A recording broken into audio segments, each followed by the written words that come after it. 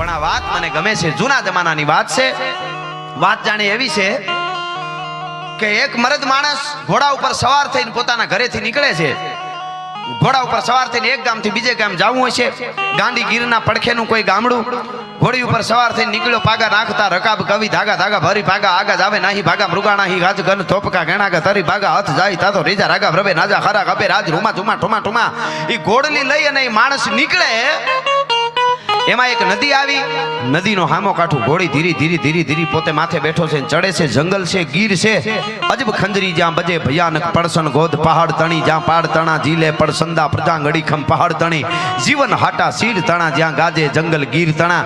ઈ ઘોડલી ધીમી ધીમી વિજાય, એમાં બાજુમાં કરમદીનો ઢૂવો, શબ્દની શું તાકાત છે એટલે કરમદીનો એક ઢૂવો ઝાડનો, અને ઈ ઢૂવામાં એક હાવજ પડેલો સિંહ, અને આ એવો અડીખમ સિંહ પડેલો ને હું હુકારા કરે, પીડાતો એમ એમ કણસતો તો, જે ત્રાડ મારે ને હું કે મોજમાં એમ નહીં, કણસતો તો પીડામાં।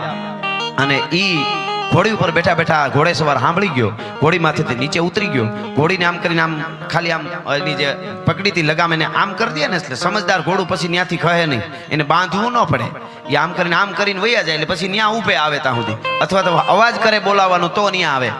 એ ઘોડીને ઊભી રાખી દીધી અને પોતે તરવાર ખુલ્લી કરી અને ધીમે ધીમે ધીમે ધીમે ડગલા માંડે છે, ને આમ કરમદીને ઢુવામાં નજીક જઈ જોવે છે ત્યાં તો ડાલા મથો હાવજ હૂતો છે, હૂતો તો છે પણ એક પગ થાંભલા જેવો થયો છે, પગમાં ગીરની મીંઢોળીનો કાંટો લાગેલો, પોતાના હાવજના પગમાં મીંઢોળીનો કાંટો બહુ જાડો આવે ગીરમાં હોય, એનો કાંટો લાગેલો નહીં, પાક્યો થાંભલા જેવો પાકીને પગ થયો, અને એમાં નજીક જઈને જોયું કે ઓહો આને તો આ પગમાં કંઈક લાગ્યું છે। હાવજ આંખ બંધ છે ને ઉંકારા કણચાટ કરે ને આમાં પગ કરે આડો પીડ્યો, આને ખબર પડી ગઈ ઘોડે સવાર હતો એમને બિચારાને બહુ પીડા છે, પણ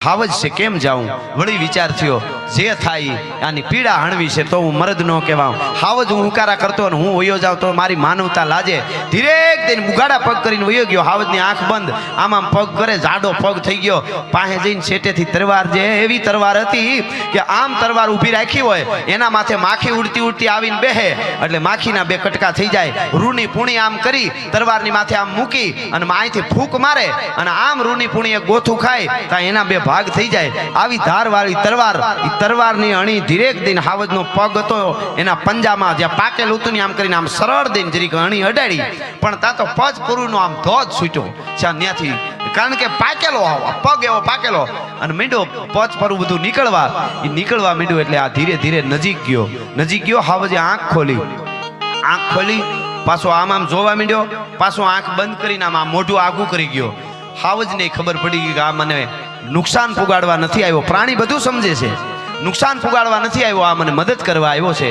હાવજ સાનો મનો થઈ ગયો ને આને ધીરે એક દઈ આમ જઈ છેટેથી લાંબા આમ હાવજનો મોઢેથી એને ખબર પડી ગઈ કે આ મને નુકસાન હવે નહીં કરે, એના મોઢા ઉપર ખબર પડી જાય, ગીરમાં રહેતા હોય ને એને કે આ હાવજ આપણને નુકસાન કરશે કે નહીં, એ ધીરે ધીરે ધીરે પગની માથે આમ દબાવી અને બધું પચપરું કાઢી નાખ્યું, અને બાજુમાંથી જે કાંઈ જંગલના અમુક ઔષધીય ઝાડવા હોય જીપટા ને એવા પાંદડાને તોડી સૂંદો કરી અને એમાં બાંધી પોતાની પસેડી હતી એમાંથી ફાડી અને હાવજને આમ પાટો વાળી દીધો, એ પાટો વાળી દીધો હાવજને સિંહને, અને પછી ધીરે એક દિન છેટો જઈને બેઠો, હાવજને ઘડીક સીતાન વળી ગયા, હાવ એમ થઈ ગયું બેભાન જેવો થઈ ગયો, પછી ભાનમાં આવ્યો, ધીરે એક દિન બેઠો થયો અને એક પ્રેમની નજરથી ઓલા માણસ સામો જોવા માંડ્યો, એને વિચાર થયો કે ઓહો આ હાવજ બચી ગયો ને મરી જાત, એ માણસ ઘોડી ઉપર સવાર થયો પણ પાછું બાર ગામ જાતો તો એ બાજુ ન ગયો, ઘર બાજુ વળી ગયો, શું કામે કે પાછું હાંજે જોવા આવું છે, હાવજ અહીંથી ક્યાંય વયો જાય છે કે આને શું થશે, એ હાલતો થયો, એ માણસ હાલતો થયો, હાવજ વાહે હાલતો થયો, ધીરો ગામમાં આવ્યો।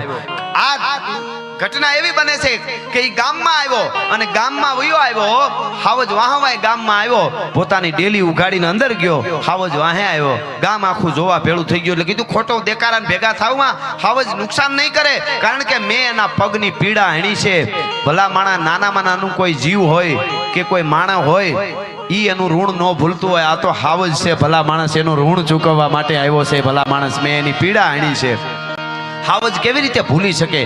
મિત્રો હકીકત વાત એ છે, એ ઘરે આવ્યો પછી તો રાત આખી બેસે, એને ડેલીએ જોકમાં અને દિવસનો પાછો વયો જાય, આનું રાત આખી રક્ષણ કરે, દિવસનો પાછો વયો જાય. ધીમે ધીમે એ પગ તો મટી ગયો, દિવસનો વયો જાય, શિકાર કરી લે, ખાઈ લે, સાંજ પડે એટલે આની ડેલી આવીને બેસી જાય. પછી તો ગામ આખાને ખબર પડી કે આ ગામમાં નુકસાન નહીં કરે. મિત્રો બને છે એવું દ્રષ્ટાંત હોય કે જે હોય તે, પણ મને તમને સમજાવવા માટેની આ વાત છે. પછી બને છે ઘટના એવી બને છે કે એક દિવસ મહેમાન આવ્યા, હાવજ આમ ફળિયામાં એક બાજુ ડાલા મથો બેઠો છે, કેહરી ભૂહરી નટાળો. એમાં કોઈ મહેમાન ડેલીએથી દાખલ થયા ને આમ કરીને આમ જોયું, નજર પડી, ખબર પડી કે ઓહો સિંહ બેઠો છે, હાવજ બેઠો છે.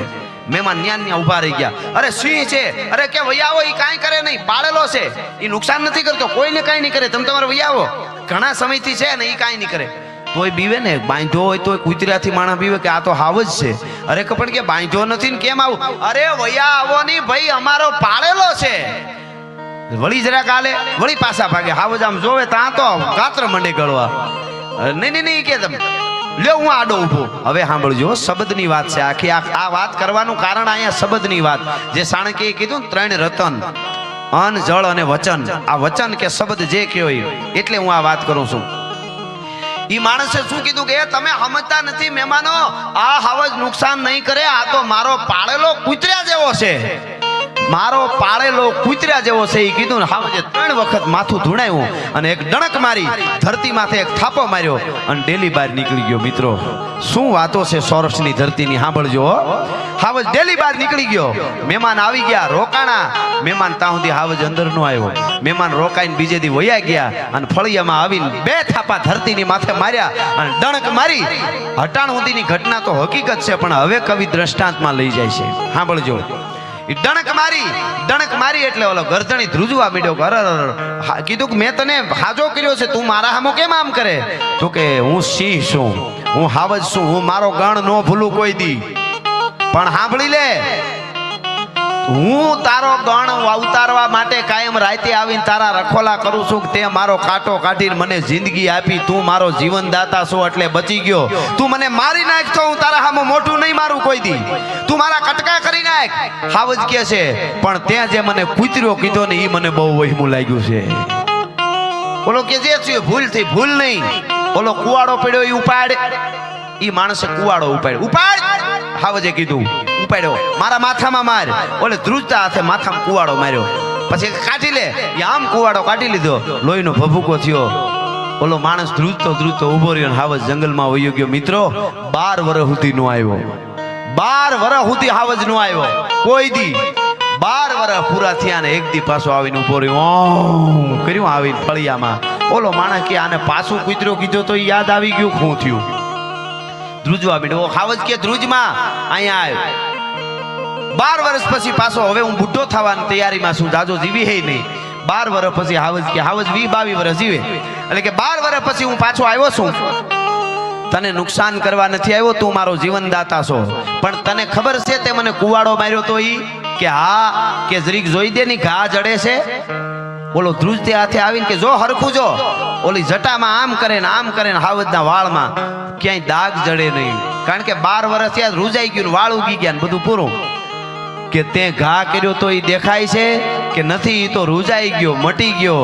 તો કે તો સાંભળી લે, તે મને કુવાડાનો ઘા માર્યો તો ને, એ તો કેદુણો રૂજાઈ ગયો, પણ તે મને કૂતરો કીધો તો એ રૂજાણું નથી. હજી મારે જટ મરી જાઉં તો સારું એમ થાય છે. ભલા માણા પાતા પીડું ઉપાવ તન લાગા તરવારિયા, પણ વહે વેણરા ઘાવ એના કદીનો ઓહડ કાગડા કાનિયા.